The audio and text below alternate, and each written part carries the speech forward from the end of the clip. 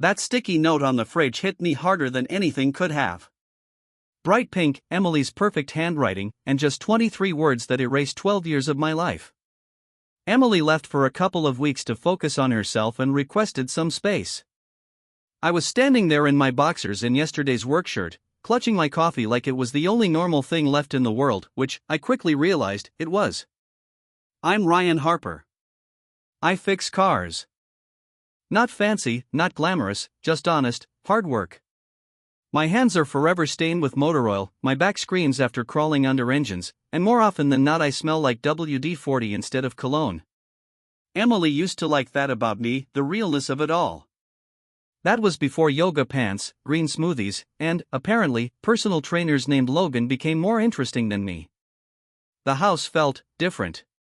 Like walking through some suburban museum of failure. Too neat, too staged. Vanilla candles still burned in the living room, their sickly sweetness mingling with the ghost of her expensive perfume. And those security cameras she insisted on installing last month? Yeah, they suddenly made sense. She'd been planning this for a while. I wandered to the kitchen window and looked out.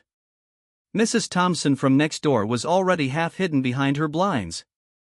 In a town like Millfield, news spreads faster than a rumor at a church potluck. By noon, everyone would know Emily Harper had dumped her mechanic husband for a younger guy. The burner phone was tucked behind the coffee filters. Honestly, it was ridiculous, like a bad movie cliché, but the messages on it were terrifyingly real. 3 months of texts, selfies in my favorite flannel shirt, hotel bookings that made my stomach twist.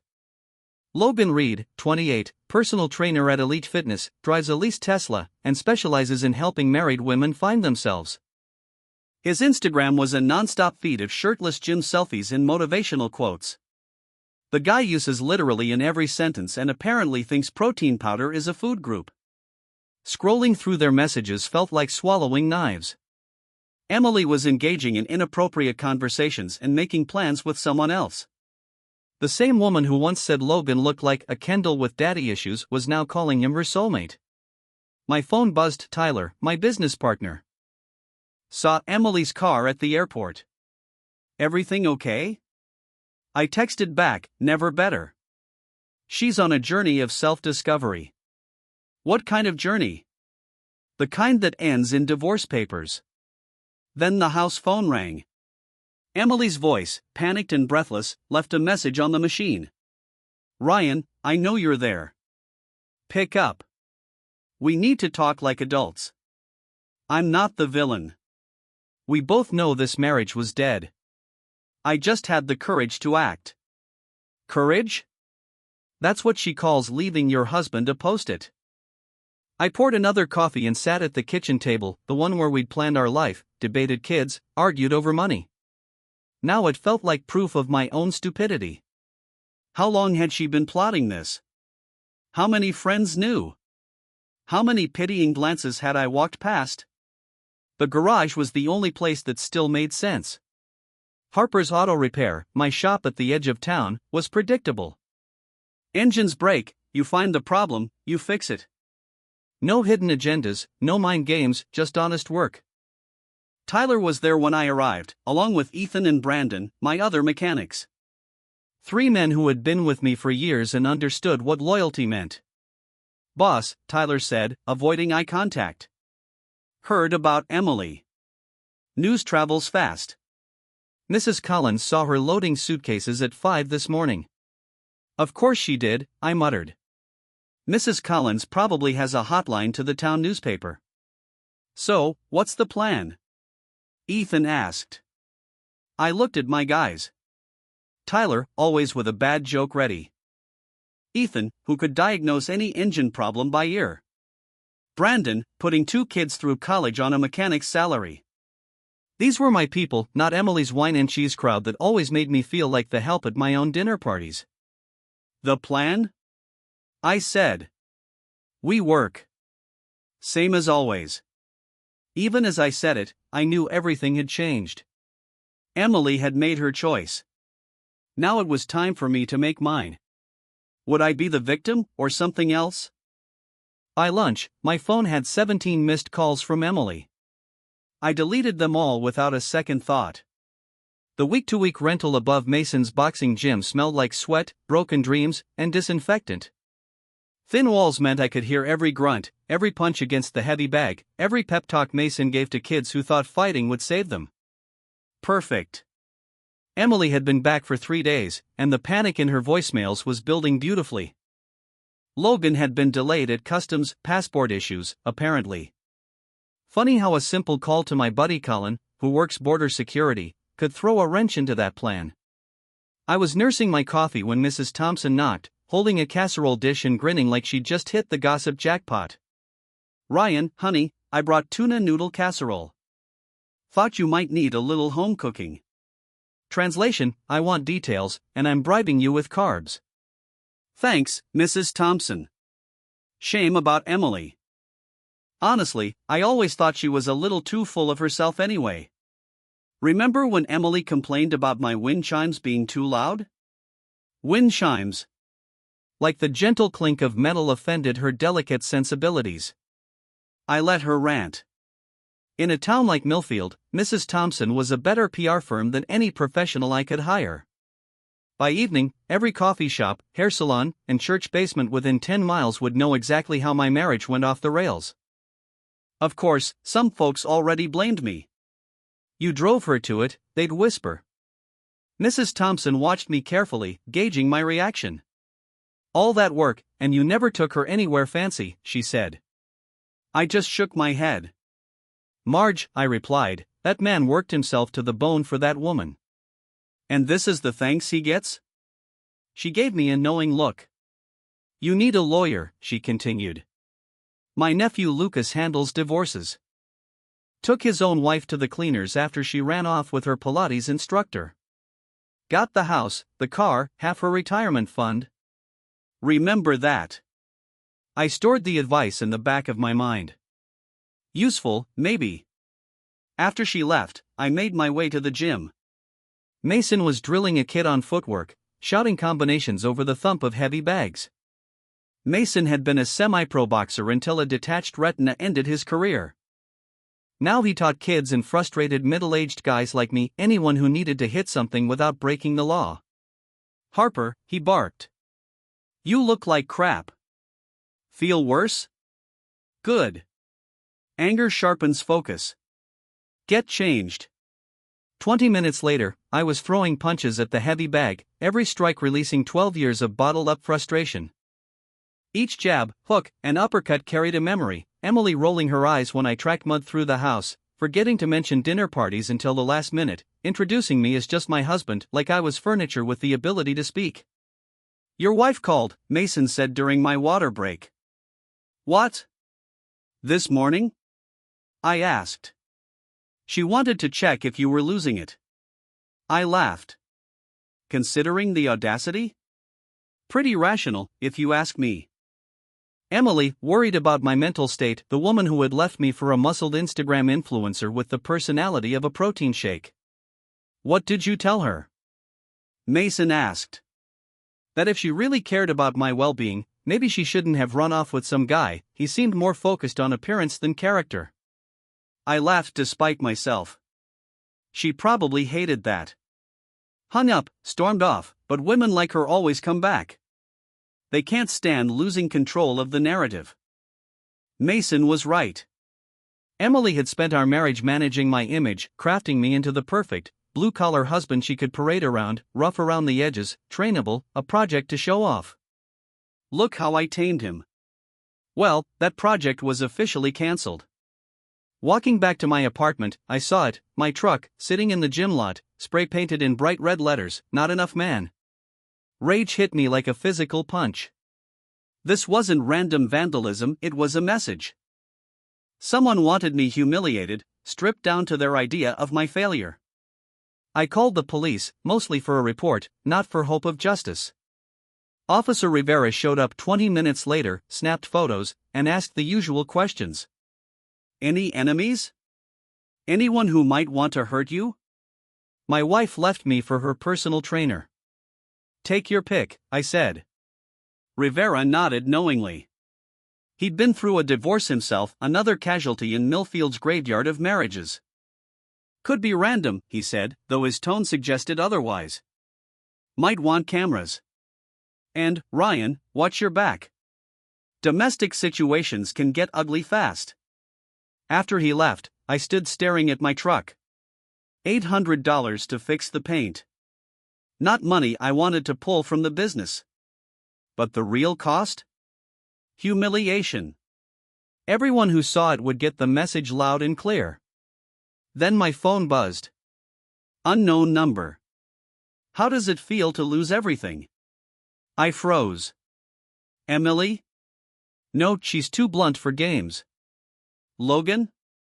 Too dumb. So, who? I saved the number and went upstairs. Time to stop reacting. The answer came at 3 a.m. I couldn't sleep, so I scrolled through Emily's Instagram like a masochist. Her feed was a curated highlight reel: dinners, vacations, anniversaries. Fake sympathy in the comments, gossip disguised as concern. Then Sophia's comments stopped me cold. Sometimes we have to break a few hearts to find our true selves. So proud of you for following your bliss. Sophia Lynn. College roommate, maid of honor at our wedding, whisperer of poison in Emily's ear. I should have known. She never liked me, always treated me like Emily's unfortunate mistake. Every dinner, every party, a new jab about Emily settling or wasting her potential. I dug into Sophia's profile. Interesting. Her own marriage fell apart 6 months ago. Husband left her for a coworker, took half the assets, left her bitter, broke, angry. Misery loves company, and apparently recruiting. Next morning, I drove to Elite Fitness. Logan's Tesla gleamed in the lot, vanity plates reading Fit God. I sat in my vandalized truck, watching him through the gym's floor-to-ceiling windows. Training a middle-aged woman, standing too close, hands on her shoulders during squats, the same routine he'd used with Emily. I waited for his session to end, then followed him to the smoothie bar. Logan was everything I wasn't: tall, tan, sculpted. Fitness wasn't a hobby, it was his full-time identity. Logan ordered something called a Warrior Goddess Bowl and flirted with the teenage cashier while he waited. I walked up behind him. Logan Reed, I said. Recognition hit him like a punch. That confident, smug smile faltered, replaced by something between guilt and fear. Ryan, hey man, look, about Emily. Relax, I interrupted. I'm not here to fight you. Actually, thank you. Thank me, he asked, confused. For showing me who my wife really is. 12 years wasted on someone who could toss a marriage for a few Instagram-worthy moments. You did me a favor. Logan's confusion was almost comical. This wasn't the confrontation he'd rehearsed in his head: the angry husband, dramatic shouting, maybe some cinematic showdown. He'd probably imagined himself as the romantic hero stealing the neglected wife from her brutish husband. That's surprisingly mature of you, he stammered. I'm mature, I said. In fact, I'm so mature, I want to make sure everyone sees how happy you two are. He blinked. Mind if I take a picture? For Emily's Instagram?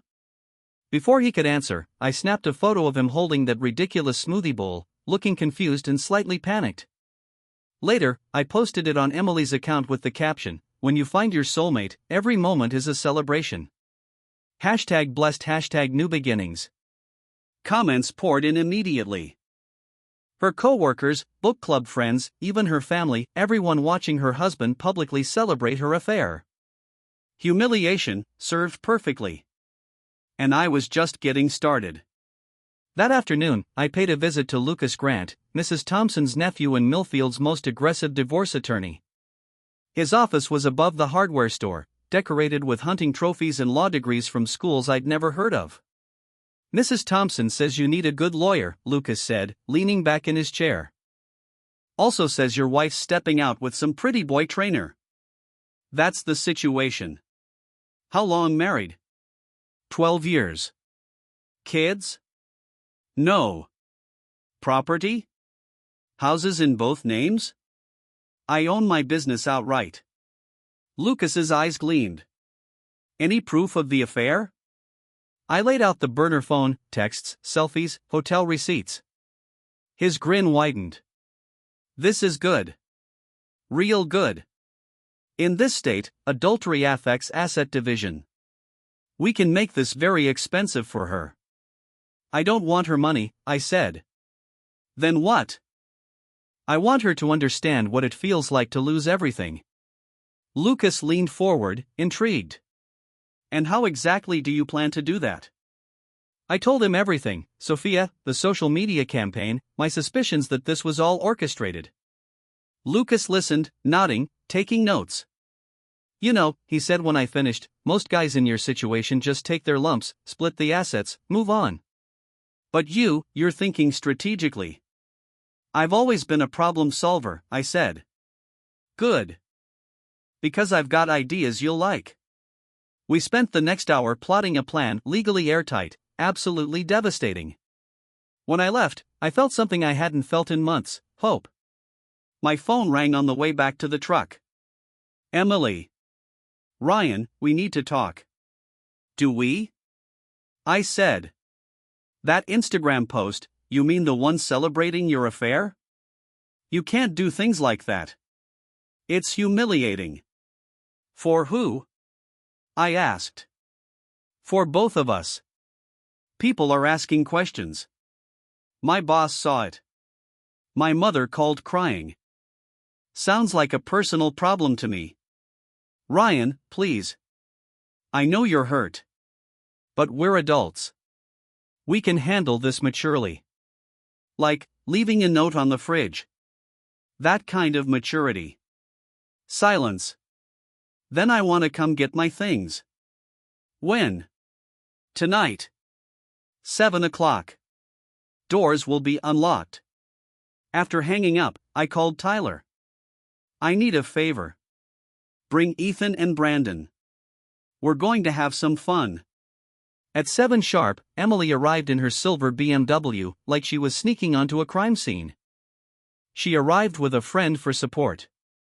They sat in the car for 5 minutes, talking intensely. Finally, they stepped out.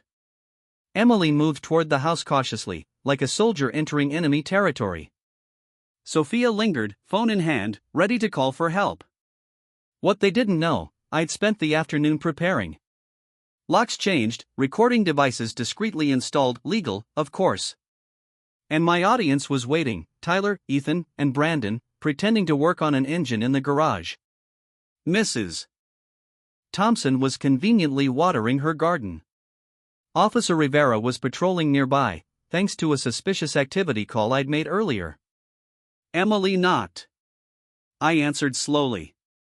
Ryan, she said, trying to smile. Thanks for this.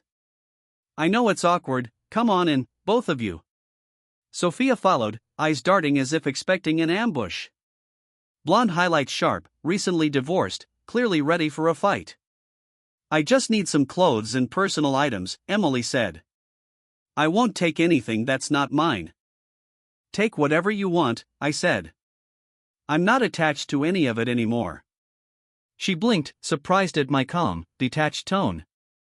12 years of marriage apparently hadn't prepared her for this version of me, almost friendly, completely unflappable. They went upstairs. I could hear drawers opening, Sophia whispering instructions. 20 minutes later, they returned with 2 suitcases and a box of books. That's it? I asked. For now, Emily said. I'll come back for the rest later, after we've had time to process everything. Process everything?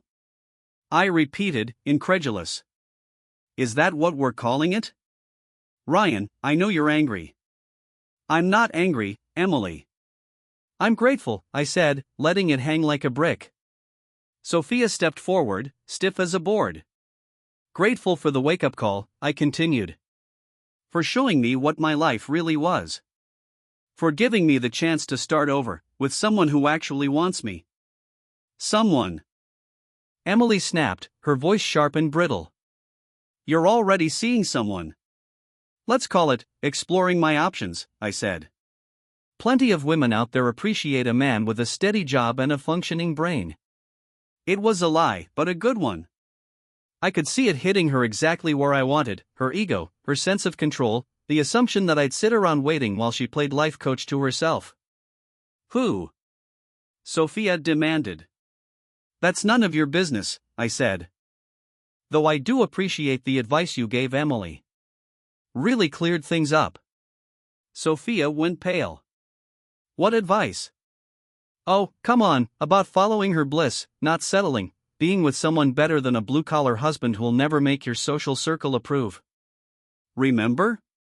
Emily blinked. She told you. Of course, I said. She told me everything. How you pushed her to join that gym. How you told her she deserved better.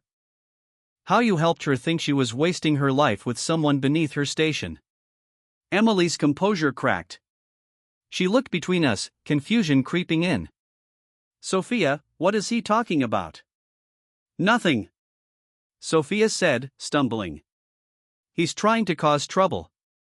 Am I? I pulled out my phone, opening the voice memo app. I happen to have some interesting voicemails from someone who sounds exactly like you. Wanna hear them? I didn't have any. Didn't matter. The bluff worked. Her face crumpled. You've been manipulating my wife, I continued, each word deliberate. Feeding her dissatisfaction. Encouraging her to throw away 12 years of marriage because you couldn't stand seeing her happy while your life fell apart. Your husband left you 6 months ago, took half your money, left you bitter and alone. So you decided Emily should join your misery club. Misery loves company, right? Emily stared at Sophia, horror spreading across her face. Is this true? She whispered. Don't listen to him. Sophia said weakly. Like you manipulated her, I pressed. Like you encouraged her affair because you couldn't tolerate her being in a stable marriage while yours collapsed. Stop. Sophia's voice shook. You know what's really sick? I said, leaning in. You didn't care about Emily's happiness. You wanted to drag her down to your level, and you succeeded. Congratulations. Emily sank onto the couch, face pale, hands trembling. Sophia, please tell me this isn't true, she whispered. Sophia looked around like a cornered animal and then made her choice. Emily, you were unhappy, she said, voice tight. You said it yourself, you felt trapped, unfulfilled. I just helped you see the truth. I pushed further. By pointing out the affair, showing her Logan's rotation of girlfriends, Emily finally saw. What? Emily gasped. I pulled up Logan's Instagram. Photos from the last few days, Chloe Sanders, Ava Thompson, Lily. It became clear that Emily's new partner was seeing multiple people at the same time. Emily snatched my phone, scrolling. Her expressions flickered, denial, recognition, humiliation, rage. He told me I was special, she whispered. You are special, Sophia said, desperate. This doesn't change anything, Emily tried. It changes everything, I said, voice low. She exploded. You ruined my marriage for this, for a man who treats me like a client. Your marriage wasn't over, I said. No. It was work. Routine. But it wasn't over. Now it is, I said. Because I listened to you. The argument that followed was everything I wanted, 12 years of friendship, shattered in accusations and recriminations, me watching, silent, taking mental notes. By the time Sophia stormed out, Emily was crying, and I almost felt sorry for her. Almost. Ryan, she sobbed. I'm so sorry. I didn't know. You didn't want to know, I said. Can we fix this? Can we try again? I looked at her. Beautiful. Intelligent. Successful. But selfish, easily manipulated, willing to throw away everything we built for a bitter friend's advice and a pretty boy's attention. No, I said. We can't. Ryan, please. The papers will be filed tomorrow. Lucas Grant is representing me. Get your own lawyer. You're really going to divorce me over this? Emily, I said softly, you divorced me the minute you walked out that door with Logan. I'm just making it official. After she left, I sat in my empty house. And for the first time in months, I felt relief. The worst was over. And now, the fun part. The high school reunion, a gymnasium full of people she'd spent 20 years trying to impress, all gathered to judge life choices.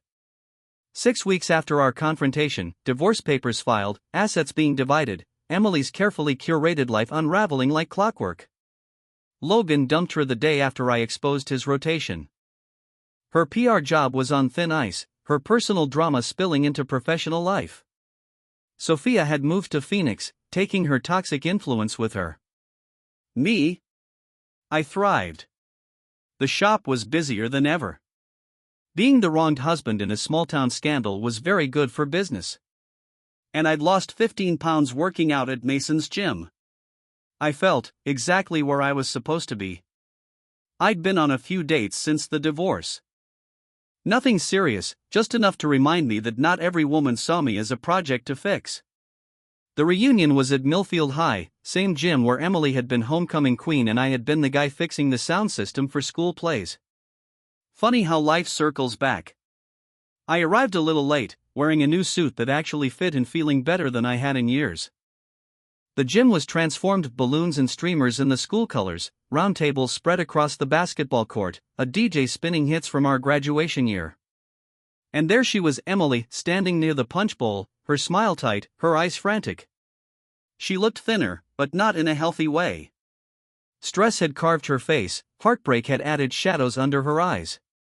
She wore a red dress that screamed money, armor against the judgment she knew was coming. Olivia Scott, our class president, appeared at my side. Ryan, you look incredible. I heard about you and Emily. I'm so sorry. Don't be, I said, smiling.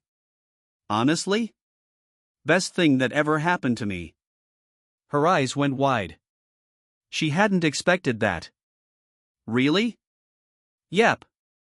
There's life after marrying the wrong person. Word got around fast. Ryan Harper wasn't the sad, broken guy hiding at home. I was thriving, confident, and apparently doing just fine without my cheating ex-wife. I moved through the room like I owned it, catching up with classmates, telling my story in a way that cast me as the one who came out on top. I'd married young, worked hard, discovered my wife wasn't who I thought she was, and now I was free to be with someone who actually valued me. Emily, meanwhile, got the opposite treatment, sympathy disguised as judgment. Everyone knew about Logan, the affair, the post-it note breakup. There was no hiding, no secrets. Then around 9, the DJ grabbed the mic. Ladies and gentlemen, a special request from one of our classmates. Ryan Harper has something to say. I hadn't asked to speak, but I wasn't passing it up. I walked to the microphone, scanned the room, and locked eyes with Emily. Thanks for being here tonight, I began. It's great to see everyone, to catch up, to see how far we've all come. Polite applause. Some of you know Emily and I are getting divorced. It's been hard, but also eye-opening. I've learned about loyalty, about friendship, and about the difference between who you think someone is and who they really are. The room fell silent. Emily looked like she wanted to vanish. I've learned that some people stick with you no matter what, and others leave the second a better option comes along. Trust, once broken, can't be repaired with empty apologies. And sometimes, the worst thing that happens to you is actually the best thing that could have happened. I let that hang. Being left for her personal trainer hurt bad. But it also freed me from a marriage that had become all show, all appearances, no real happiness. It showed me who my real friends are, and it gave me a chance to start over with someone who actually wants to be with me. Murmurs spread. Emily's face had gone pale. So, Emily, I said, louder this time, thank you. Thank you for showing me who you really are, and for teaching me that sometimes losing everything is the only way to realize you never had anything worth keeping. The silence was almost painful. I handed the mic back to the DJ and stepped down. Emily was left to deal with the aftermath. 20 minutes later, she found me in the parking lot, tears streaming down her face. How could you do that to me? She demanded. I leaned against my truck. Do what? Tell the truth? You humiliated me. You humiliated yourself, Emily. I just refused to pretend otherwise. I made a mistake. You made choices. You followed Sophia's advice over our marriage. You chose Logan over me. You left with a post-it note instead of having a conversation. Those weren't mistakes, they were decisions. I was confused. You were selfish. Big difference. She cried harder. For a second, I almost felt sorry. Almost. You wanted a villain, Emily.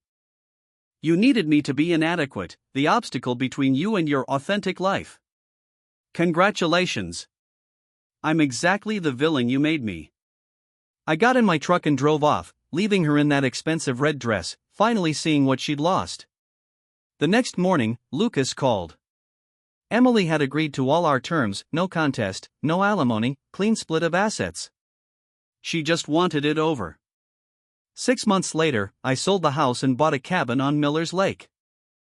My shop was thriving, I was in the best shape of my life, and I was dating a woman named Mia who actually laughed at my jokes and didn't treat me like a fixer-upper. Emily moved to Chicago, started fresh, and as I heard, was seeing an accountant, stable, boring, completely unlike Logan. Maybe she'd learned something. Sophia? I never heard from her again. Phoenix was far enough away to start fresh, find new people to manipulate, new marriages to sabotage. I kept the burner phone not as a relic of loss, but as a reminder of what I'd gained. Sometimes the worst betrayals turn out to be the greatest gifts. They strip away illusions and show you exactly who you're really dealing with before it's too late to change anything. People like to say the best revenge is living well. They're wrong. The real revenge is becoming the person your enemies forced you to be and realizing you like that person more than the one you used to be. I was no longer the accommodating husband, the guy who shrank himself to make everyone else comfortable. The man who patched up everyone else's messes while letting his own life fall apart. I had transformed into someone new, someone harder, sharper, someone who wouldn't let anyone take advantage of him again. Emily had wanted me to be the villain in her little story of self-discovery and authentic living. But instead, I became the hero of my own story. The man who refused to be broken by betrayal, who came out stronger, smarter, and more resilient on the other side. She'd created a monster, sure, but not the kind she had expected.